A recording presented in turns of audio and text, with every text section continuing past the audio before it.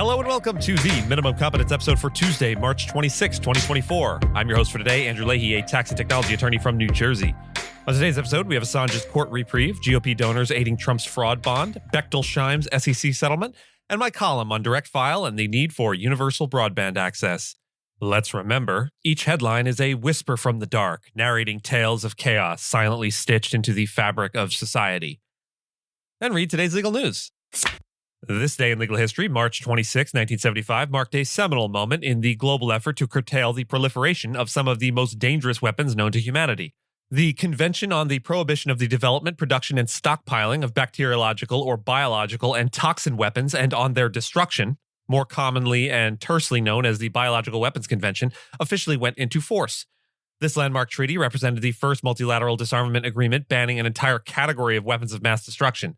As of today, 162 countries have joined the convention, committing themselves to a world free of biological threats by agreeing never to, quote, develop, produce, stockpile, or otherwise acquire or retain biological weapons. The convention not only prohibits the development and stockpiling of biological and toxin weapons, but also mandates the destruction of any existing stockpiles, thereby setting a precedent for future disarmament treaties. Despite the widespread support, some signatory nations have maintained the right to possess certain biological agents and toxins for prophylactic purposes, a stipulation that underscores the complexities involved in the treaty's implementation and verification. Over the years, the BWC has faced challenges, including accusations of non-compliance and the difficulty of ensuring verification without an official monitoring body. Nonetheless, the convention remains a critical component of the international security architecture, reflecting the global consensus against the use of disease as a weapon. On this anniversary, the international community continues to grapple with evolving threats in the realm of biological warfare, making the principles enshrined in the BWC as relevant as ever. As we reflect on the progress made since 1975, the ongoing commitment of signatory nations to the convention's objectives is crucial for addressing contemporary and future biosecurity challenges. Julian Assange, the founder of WikiLeaks, has been granted a temporary reprieve from extradition to the United States by London's High Court. This decision came after the court required the U.S. to assure that Assange would not face the death penalty if extradited. Assange is wanted in the U.S. on 18 counts, primarily under the Espionage Act related to WikiLeaks' publication of confidential military and diplomatic documents. His legal battle in English courts has spanned over 13 years, with his lawyers recently challenging the UK's approval of his extradition. The High Court ruled that Assange could have a successful appeal based on several grounds, including the risk of being charged with a capital offense like treason in the future, despite current charges not carrying the death penalty. The court highlighted concerns, notably a past comment by former U.S. President Donald Trump suggesting the death penalty for WikiLeaks activities as indicative of the potential risks Assange faces. As a result, the U.S. has been given until April 16th to provide the necessary assurances, delaying Assange's extradition and scheduling a further hearing for May 20th. Stella Assange, Julian's wife, praised the decision, calling for the Biden administration to drop the case altogether, which she deemed shameful. While the court rejected Assange's appeal on claims of political motivation and unfair trial fears, his supporters continue to view him as a journalistic figure persecuted for exposing U.S. misconduct, despite U.S. authorities arguing his actions endangered lives by recklessly publishing sensitive information. Republican donors rallied behind former U.S. President and current presidential candidate Donald Trump. You remember him? To aid in funding the bond required for a $454 million civil fraud judgment against him. Before securing a reduction in the bond amount to $175 million, Trump faced the challenge of raising the full amount to avoid the seizure of his properties. Among the benefactors were billionaire hedge fund founder John Paulson and oil magnate Harold Hamm, although their exact contributions and the total amount raised were not disclosed. Also not disclosed what they hoped to receive in return for bailing out the former president. Trump's legal battle centers on accusations of fraudulently inflating his net worth to obtain better terms for loans and insurance.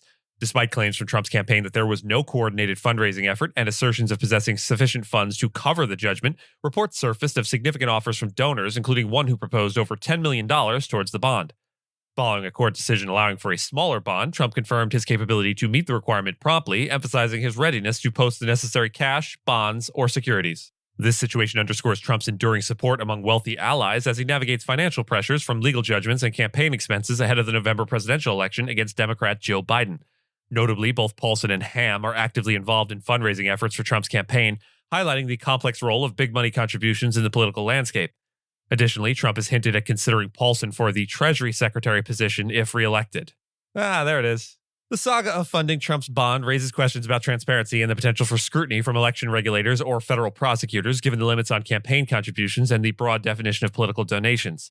The difficulty in securing a surety company for the original bond and the implications of asset seizure by the New York Attorney General add layers of complexity to Trump's ongoing legal and financial challenges. I did everything right and they indicted me. Andreas Bechtelsheim, the founder and former chairman of Arista Networks, has settled insider trader charges with the U.S. Securities and Exchange Commission by agreeing to pay a civil penalty of nearly $1 million. The settlement, which Bechtelsheim has entered without either admitting or denying the SEC's allegations, also includes a significant restriction on his future professional engagements. Specifically, Bechtelsheim will be barred from serving as an officer or director of any public company for the next 5 years, as detailed in the SEC's official statement. This resolution addresses the SEC's concerns regarding Bechtelsheim's conduct related to insider trading, marking the conclusion of the regulatory scrutiny he faced. The underlying accused misconduct involved trading on Cisco's offer to purchase Acacia Communications in 2019. The agreement underscores the SEC's continued efforts to enforce securities laws and maintain fair trading practices within the U.S. financial markets.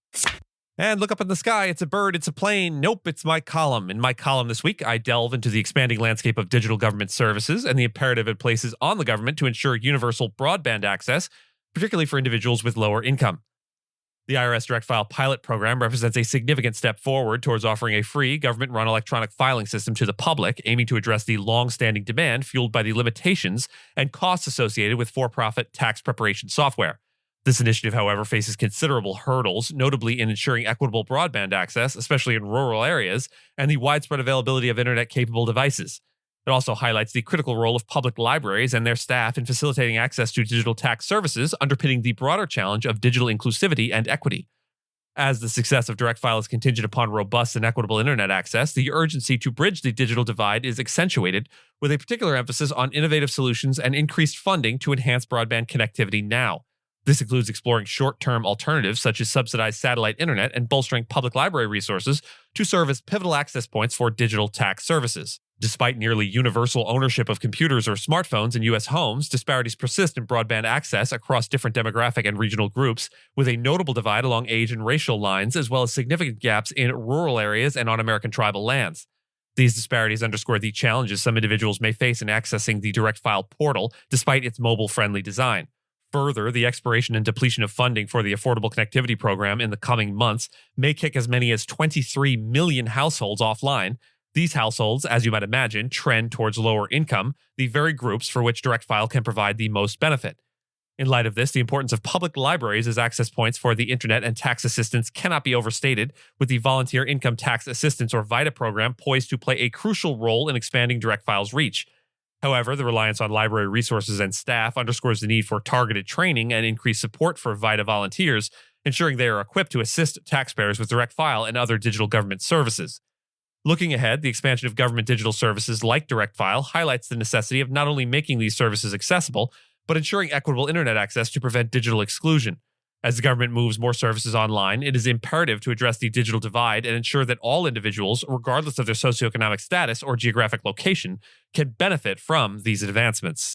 And with that, and as always, I thank you so much for listening to Minimum Competence, your daily news podcast for lawyers. If you're looking for more of the Minimum Competence, links to further reading on all the topics touched on today are in the show notes. Reviews go a long way towards helping new listeners to find our show. If you have a moment and can leave a rating or review on your podcast player, we'd appreciate it. And if you know someone that might be interested in a story we cover, consider sending them the episode. But remember, nothing here should be construed as legal advice because it is certainly not that. Minimum Competence is available at minimumcomp.com and wherever you get your finely crafted podcasts. If you haven't checked out the website in a while, give it a look. There are complete transcripts and resources for each episode and its corresponding segments, as well as an opportunity to receive new episodes in email, newsletter, form. We'll see you back here tomorrow, and until then, remember, 2 more days until opening day for baseball. We're going to make it, folks.